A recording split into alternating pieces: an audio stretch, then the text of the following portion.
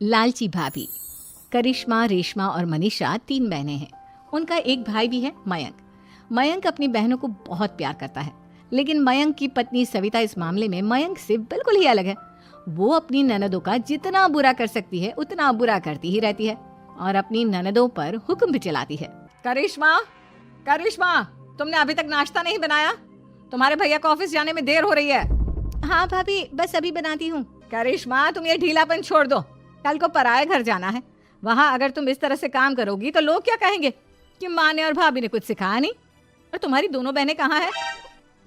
Reshma market गई है और मनीषा सो रही है। क्या? सुबह के 8 बज रहे हैं और ये महारानी अभी भी सो रही है? ये कहते हुए सविता अपनी सास दुर्गा देवी के पास जाती है। माँ जी, देख रही हो अपनी बेटियों के तौर तरीके? क्या हुआ बहू, सुबह सुबह क्या कर दिया मेरी बेटियों ने? अरे एक तो अभी अभी उठकर किचन में गई है, दूसरी सुबह सुबह बाहर चली गई और तीसरी अभी तक सो रही है। क्या करूं मैं इन तीनों का, मैं तो परेशान हो गई हूँ। जाकर उठा उससे और रेशमा से मैं बात करती हूँ। सविता सीधा मनीषा के कमरे में जाती है और उससे कहती है, महारानी जल्दी उठो, सूरज सर पर आ गया है। भाभी थोड़ी देर और सोने दो ना, मैं रात को लेट सोई थी। वो क्या ना, यूनिट टेस्ट चल रहे हैं। शराफत से उठती है या नहीं, या फिर पानी की भरी बाल्टी डालूं तेरे ऊपर? नहीं भाभी, मुझे बिस्तर में नहीं नहाना, उठती हूँ मैं। मनीषा जल्दी से उठकर बाथरूम में चली जाती है। सभी आराम से बैठकर नाश्ता कर रहे होते कि तभी रेशमा बाजार से हाथ में सामान लिए आ जाती है। रेशमा को देखते ही सविता उस पर बरस पड़ती है। लो, आ गई महारानी। ऐसा भी क्या सामान लाना था जो सुबह आंख मलते ही बाजार की तरफ रवाना हो गई? भाभी, कल आप ही तो चीख रही थी कि घर का सारा सामान मुझे ही लाना पड़ता है, घर में किसी को भी किसी काम से कोई लेना देना नहीं है। अब मैं बाजार जाकर सामान ले आई तो आपको इस बात से भी तकलीफ हो रही है? देख रही हो माँ जी, अपनी बेटी की जुबान कैंची से भी तेज चलती है। और मयंक, आप तो कुछ कहेंगे नहीं अपनी लाडली बहन को। रेशमा, अपनी भाभी से ऐसे बात नहीं करते। चलो माफी मांगो। भैया, मैं क्यों माफी मांगू? आप भाभी से बोलिए ना कि हम पर कम हुक्म चलाया करे। हम इस घर की बेटियां हैं और आपकी पत्नी की ननद है, नौकरानी नहीं। लो कर लो बात। इनकी भलाई के लिए कुछ भी बोलो तो इन्हें बुरा लग जाता है।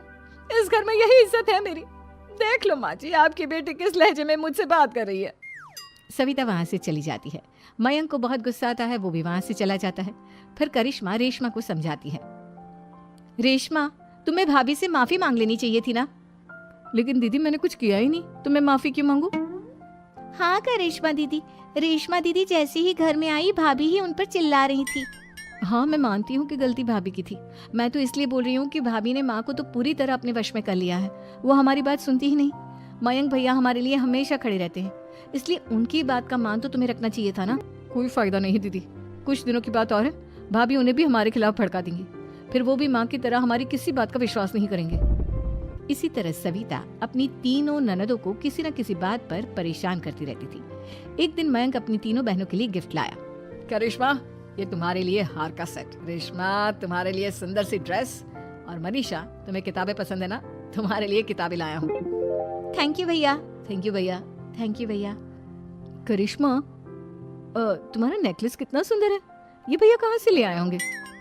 मैंने भैया को 3 दिन पहले फोन पर ये डिजाइन दिखाया था और आज भैया ये ले आए। सविता तो अपनी ननदों के गिफ्ट्स देखकर जल गई और करिश्मा का नेकलेस तो उसे भी बहुत पसंद आया था। अपनी बहनों के लिए कितना अच्छा नेकलेस लेकर आए हैं, मुझे कभी कोई गिफ्ट नहीं दिया।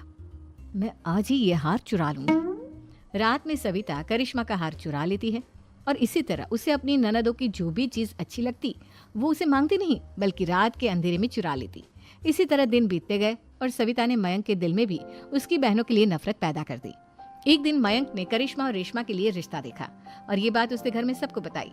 माँ, करिश्मा और रेशमा के लिए बहुत अच्छा रिश्ता आया है, वो लोग कल इन्हें देखने आ रहे हैं। आप और सविता मिलकर सारी तैयारी कर लेना। ये सुनकर करिश्मा और रेशमा खुश हो जाती हैं, लेकिन सविता सोचती है इन दोनों बहनों की शादी हो गई तो घर और बाहर का काम कौन करेगा? मनीषा तो 1 नंबर की कामचोर है, उससे तो किसी बात की उम्मीद लगाना ही बेकार है। मुझे इस शादी को रोकना होगा। अगले दिन सभी लड़के वालों के स्वागत की तैयारी करने में लगे होते हैं। तभी मयंक अपनी बहनों से आकर कहता है, तैयार हो गई तुम दोनों? देखो, दोनों लड़के बहुत अच्छे हैं, मैं कोई कसर नहीं छोड़ना चाहता, इसलिए तुम उनके सामने अच्छे से बिहेव करना और अपनी भाभी से लड़ने मत लग जाना। करिश्मा, तुम वो नेकलेस पहन लो ना जो मैं तुम्हारे लिए लाया था। भैया मैं बहुत देर से वो नेकलेस ढूंढ रही हूँ लेकिन मुझे मिल ही नहीं रहा। क्या तुमने नेकलेस खो दिया? तुम्हें पता भी है वो कितना महंगा था। तुम कोई काम ढंग से नहीं कर सकती। मयंक गुस्से में वहां से चला जाता है। थोड़ी देर बाद लड़के वाले भी आ जाते हैं। वो दोनों बहनों को पसंद कर लेते हैं और रिश्ता पक्का हो जाता है। लेकिन सविता के दिमाग में तो कुछ और ही खिचड़ी पक रही थी। वो पंडित जी के पास करिश्मा की कुंडली लेकर जाती है और उन्हें पैसे देकर करिश्मा की कुंडली बदलवा देती है। जब लड़के वालों के पास करिश्मा की कुंडली जाती है तो वो दुर्गा को फोन करते हैं। बहन जी, हमने करिश्मा की कुंडली अपने पंडित जी को दिखाई थी। आपकी बेटी की कुंडली नहीं बल्कि दोषों का पिटारा है। देखिए, मैं और मेरे पति इन सब बातों में बहुत विश्वास करते हैं, इसलिए हम आपकी बेटी से अपने बेटे की शादी नहीं करा सकते। इस तरह करिश्मा का रिश्ता टूट जाता है और सभी घर वालों को बहुत दुख होता है। अब कविता सोचती है, चलो करिश्मा का तो रिश्ता टूट गया, अब रेशमा का भी रिश्ता तोड़ना है। क्या करूं क्या करूं? अब सविता आवाज बदलकर किसी अननोन नंबर से रेशमा के होने वाले ससुराल में फोन करती है।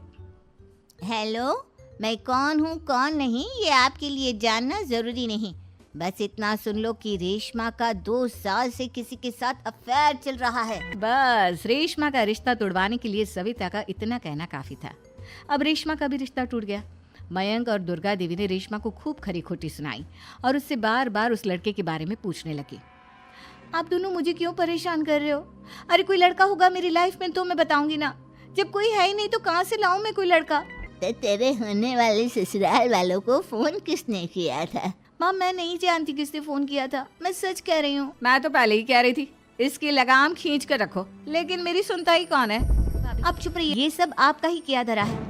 अब तीनों बहनों को विश्वास हो जाता है कि ये सब उनकी भाभी ही कर रही है। तीनों बहनें अपनी भाभी को सबक सिखाने के लिए एक वकील कर लेती है और घर में हिस्सा मांगना। देखो भैया, माँ बाप की जायदाद में जितना बेटों का हक होता है उतना ही बेटियों का, इसलिए इस घर के 4 हिस्से होंगे और हमें अपना हिस्सा चाहिए। मैंने तुम्हारे लिए क्या क्या नहीं किया और तुम इस घर में हिस्सा मांग रही हो? भैया, आप और माँ हम बहनों की कोई बात नहीं सुनते हो और भाभी हमारी शादी नहीं होने देगी क्योंकि उन्हें लगता है कि आप हमारी शादी में ज्यादा पैसा लगाओगे और उन्हें हम जैसी फ्री की नौकरानी कहाँ मिलेगी। तो हम भाभी के साथ तो रह नहीं सकते, हम बहनों को अपना हिस्सा चाहिए। अरे तुम्हें शर्म आनी चाहिए अपनी भाभी पर ऐसा इल्जाम लगाते हुए। वो तुम्हारे बारे में कितना सोचती है। हाँ माँ, भाभी हमारे बारे में बहुत सोचती है। दिन रात बस यही सोचती रहती है कि किस तरह से अपनी तीनों ननदों को परेशान करूं और कभी मुझे पढ़ने भी नहीं देती। दोनों बहनों का रिश्ता भी तो इन्होंने ही तोड़वाया है और रात में हमारे कमरे में आकर हमारी चीजें भी चुराती हैं। इसी तरह सविता की तीनों ननदें अपनी बात पर अड़ी रही। अब कोर्ट में तारीख भी शुरू हो गई। जब सविता को लगा कि उसकी तीनों ननद इतनी आसानी से नहीं मानने वाली तो उसने अपने पति और सास को सारी सच्चाई बता दी और अपनी तीनों ननद से माफी मांगी। मयंक और दुर्गा को भी अपनी गलती का एहसास हो गया। अब सविता खुद करिश्मा और रेशमा के लिए अच्छा रिश्ता ढूंढती है और उनकी शादी करवाती है।